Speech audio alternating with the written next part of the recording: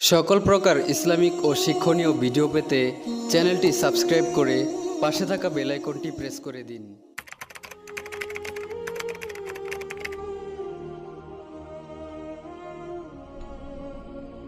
আসসালামু আলাইকুম বন্ধুরা, আশা করি আপনারা সকলেই ভালো আছেন। বন্ধুরা, যে সাহাবীর মৃত্যুর পর জান্নাতের হুরেরা পৃথিবীতে নেমে এসেছিল, সে সাহাবীর সেই ঘটনা সম্পর্কেই আজকের এই ভিডিওতে আলোচনা করব ইনশাআল্লাহ। হযরত সাদ সালামী রাদিয়াল্লাহু আনহু আল্লাহর নবীর একজন সাহাবী ছিলেন। তিনি অত্যন্ত গরিব সাহাবী ছিলেন। গায়ের রং ছিল খুবই কালো এবং মুখের মধ্যে ছিল বসন্তের দাগ। একদিন সাদ রাদিয়াল্লাহু আনহু রাসূল পাকের দরবারে বসে কাঁদতেছিলেন। হুজুর সাল্লাল্লাহু আলাইহি সাল্লাম তাকে কান্না করার কারণ জিজ্ঞেস করলেন। জবাবে সাদ রাদিয়াল্লাহু আনহু বলতে শুরু করলেন, ইয়া রাসূলুল্লাহ, আমি আপনার হাতে কালেমা পড়ে মুসলমান হয়েছি 8 মাস হলো। এই 8 মাস আমি মদিনার অলিতে গলিতে কত জায়গায় ঘুরলাম বিয়ের জন্য, কিন্তু আমি দেখতে অসুন্দর বলে কেউ আমাকে মেয়ে দেয় না। আমি আপনার সকল সুন্নত পালন করতে পারলেও আপনার একটি সুন্নত বিয়ে, যা আমি পালন করতে পারিনি, তাই আমি ভয়ে কান্না করছি। যদি এই সুন্নত না মানার জন্য মহান আল্লাহ সুবহানাহু ওয়া তাআলা আমাকে জান্নাত হতে বঞ্চিত করেন।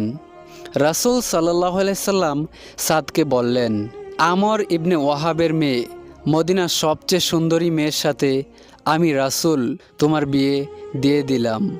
এখন তুমি আমর ইবনে ওয়াহাবের বাড়িতে যাও এবং তাকে গিয়ে বলো আমি তার মেয়ের সাথে তোমার বিয়ে দিয়েছি।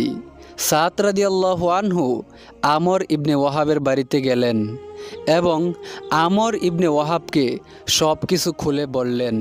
সাদ রাদিয়াল্লাহু আনহুর কথা শুনে আমর ইবনে ওয়াহাব খুব রাগান্বিত হয়ে তার সাথে খারাপ আচরণ করে তাকে বাড়ি থেকে বের করে দিলেন। এদিকে আমর ইবনে ওয়াহাবের মেয়ে ঘরের ভেতর থেকে সব কিছু শুনছিলেন। যখন আমর ইবনে ওয়াহাব ঘরে ঢুকলেন, তার মেয়ে তাকে জিজ্ঞাসা করল, বাবা, আপনাকে এত বড় সাহস কে দিল যে আপনি রাসূলের কথা অমান্য করলেন?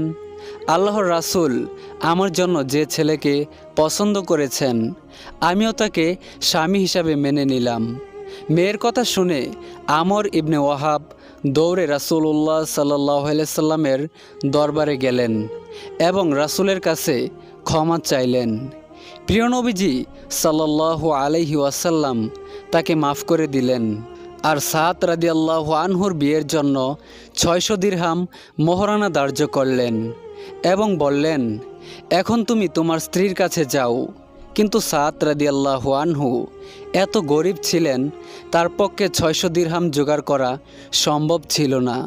তাই অন্যান্য সাহাবীরা মিলে সাদ রাদিয়াল্লাহু আনহুকে সাহায্য করলেন যাতে উনি ওনার স্ত্রীর মহারানা আদায় করেও নতুন বউয়ের জন্য কিছু সদাই করতে পারেন। ওদিকে সাদ রাদিয়াল্লাহু আনহু বাজারে চলে গেলেন কিছু কেনাকাটা করার জন্য। যখন নতুন বউয়ের জন্য কেনাকাটা করতে দোকানে ঢুকলেন, হঠাৎ শুনতে পেলেন মদিনার বাজারে কে যেন জিহাদের ডাক দিচ্ছে। জিহাদের ডাক শুনে সাদ রাদিয়াল্লাহু আনহু ভাবলেন, আমি সাদ ফুলের বিছানায় বাসর ঘরে যাব না, নতুন স্ত্রীর কাছে যাব না, আমি রাসূলের মহাব্বতে জিহাদে যাব। তাই তিনি বিয়ের টাকা খরচ করে যুদ্ধের সরঞ্জাম ক্রয় করে জিহাদে চলে গেলেন। আল্লাহু আকবার! এদিকে যুদ্ধ শুরু হয়ে গেল। সাদ রাদিয়াল্লাহু আনহু একের পর এক কাফিরকে হত্যা করে জাহান্নামে পাঠাতে লাগলেন। যুদ্ধ করতে করতে এরকম হঠাৎ করে সাদ রাদিয়াল্লাহু আনহু শাহাদাতের পেয়ালায় শরবত পান করে শহীদ হয়ে গেলেন। সুবহানাল্লাহ! এদিকে যুদ্ধ শেষ হলো। দূর হতে দেখা যায় কার যেন লাশ পড়ে আছে। রাসূলুল্লাহ সাল্লাল্লাহু আলাইহি ওয়াসাল্লাম এবং সাহাবীরা কাছে গিয়ে দেখতে পেলেন সাদের লাশ পড়ে আছে। মাথার লোহার টুপি ভেঙে মগজ বের হয়ে গেছে আর জিহ্বা বের হয়ে আছে। সাদের চেহারার দিকে তাকিয়ে রাসূল সাল্লাল্লাহু আলাইহি ওয়াসাল্লাম কেঁদে দিলেন। আবার পরক্ষণেই আকাশের দিকে তাকিয়ে হাসলেন এবং আবার আকাশ হতে মুখ ফিরিয়ে নিলেন।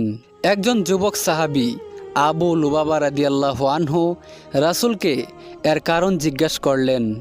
রাসূলুল্লাহ সাল্লাল্লাহু আলাইহি ওয়াসাল্লাম বললেন, আমার সাদ ফুলের বিছানা বাসর ঘরে যায়নি, আমার মোহাব্বতে শহীদ হয়ে গেল, তাই স্নেহের কারণে আমার চোখ হতে পানি ঝরে পড়ল। আর আকাশের দিকে তাকিয়ে হাসলাম, এর কারণ হলো আল্লাহ সুবহানাহু ওয়া তাআলা আমার সাদকে খুব সুন্দর একটা মাকাম দান করেছেন। আর চোখ ফিরিয়ে নেওয়ার কারণ হলো আমার সাদ শহীদ হয়েছে, তাই আকাশের সব দরজা খুলে গিয়েছে। সুবহানাল্লাহ, আল্লাহু আকবার। বেহেশত হতে অসংখ্য হুর দৌড়ে আসতেছে যে কার আগে কে সাদকে কোলে নিবে। দৌড় দেওয়ার কারণে হুরদের সামনের পর্দা সরে যাচ্ছিল, যা দেখে আমি রাসূল লজ্জায় চোখ ফিরিয়ে নিলাম। আল্লাহু আকবার। তো বন্ধুরা, এই ছিল ঘটনাটি আপনাদের কেমন লেগেছে তা অবশ্যই কমেন্ট করে জানাবেন। ভিডিওটি ভালো লাগলে একটি লাইক দিবেন আর নিয়মিত ইসলামিক ভিডিও পেতে চ্যানেলটি সাবস্ক্রাইব করে আমাদের সাথেই থাকুন। আল্লাহ হাফেজ।